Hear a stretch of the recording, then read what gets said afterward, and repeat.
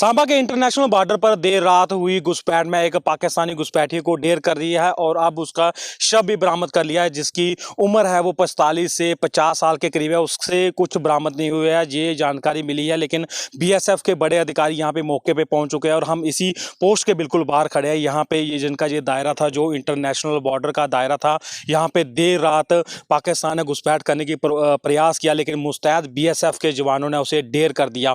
आपको बता दें कि इंटरनेशनल बॉर्डर पर लगातार मुस्तैदी चल रही है, क्योंकि जिस तरह से बसंतगढ़ इलाके में अभी जो आतंकवादी पहुंच गया, उसके बाद सुरक्षा एजेंसियां सचेत थी कि अगर आखिर ये आतंकवादी कहां से आ रहे हो। और ऐसे में देर रात जब घुसपैठ का प्रयास किया गया तो बीएसएफ ने इस घुसपैठिए को ढेर कर दिया और अब उसका शव बरामद कर लिया। अधिकारी अभी इस मामले पर कुछ भी नहीं बोल रहे हैं, लेकिन हो सकता है कि पाकिस्तान के साथ कैजुअल कांटेक्ट किया जाए ताकि उससे जो शव है पाकिस्तानी का उसको दिया जाए। लेकिन उससे जो हमें जानकारी मिल रही है, कुछ भी नहीं बरामद हुआ। उसको काफ़ी ज़्यादा गोलियां लगी हैं, लगभग 10 से 15 के करीब उसको गोलियां लगी है, क्योंकि ये ताराबंदी के बिल्कुल पास पहुंच गया था और ऐसे में जो मुस्तैद जवान थे उनने उसको ढेर कर दिया। तो पड़ोसी मुल्क पाकिस्तान की हमेशा यही मंशा रहती है, चाहे वो ड्रोन के माध्यम से चाहे सुरंग के माध्यम से हमारे सीमा में घुसपैठ कर सके, लेकिन मुस्तैद जवान उनके पूरी प्रयास को पूरी तरह से विफल कर देते हैं। तो वहीं उधमपुर इलाके में जो घटना हुई है, जिसमें एक बीडीजी का जवान शहीद हो गया था, उसमें ये बात सामने निकल कर आई थी कहीं ना कहीं ये आतंकवादी